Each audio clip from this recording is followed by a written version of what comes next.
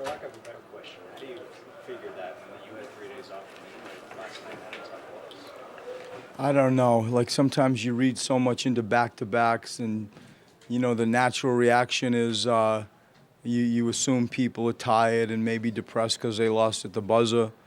I give them credit. They came in and they played with great energy. They made shots tonight. They really shot the three-point shot well. I don't know how to explain that.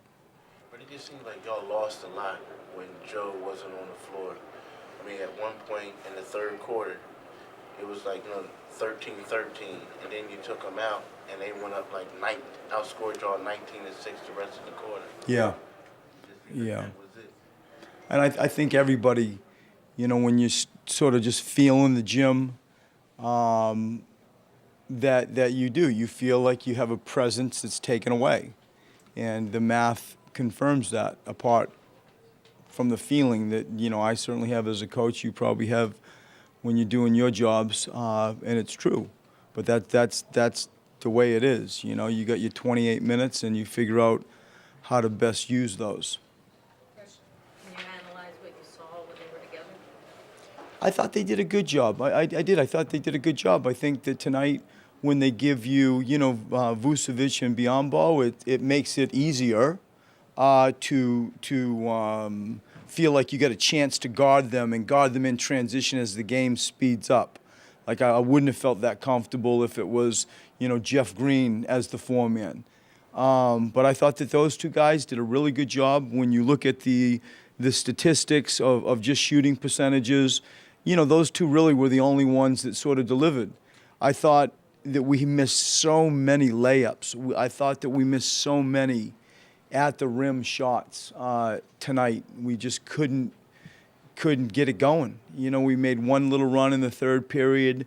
It was really our only sort of time in the game that I felt like we could have had a surge. And Augustine came back and went bam, bam with some threes, and Gordon hit one in the corner, and it ballooned out. It's only a small sampling, but from what you saw of those two together, would you want to do to make some adjustments while they're sharing the floor? I mean, it's always to me defensive stuff. Like I liked our spacing. I liked the high-low stuff we were doing.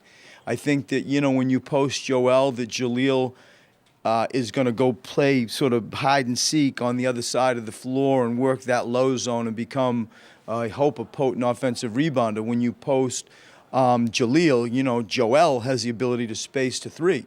And so, there are spacing things that we've talked about and we've practiced a little bit, but I thought it's not offense to me. It's defense. Like that's the thing that is most challenging. And so we want to play fast. We want to put points on the board. You don't want to play in the 80s, right? You don't want to do that. That's not our sport anymore.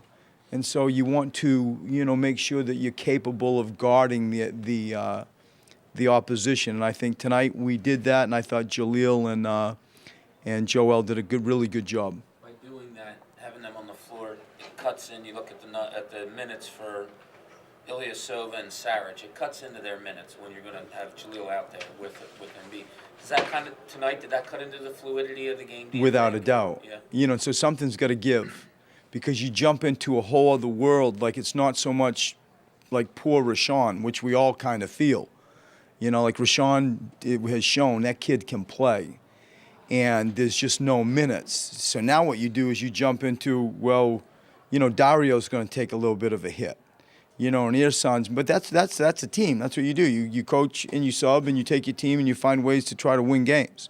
I think the Robert Covington news will come out in a little while. We'll try to figure out what his next week represents. If we aren't with him, maybe there's a chance we can look at Dario at a little bit of three. Tonight we looked at Nick at point.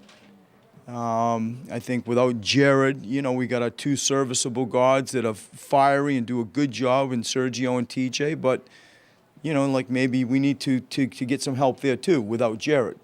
And so, you're just going around your team trying to find ways to maximize it.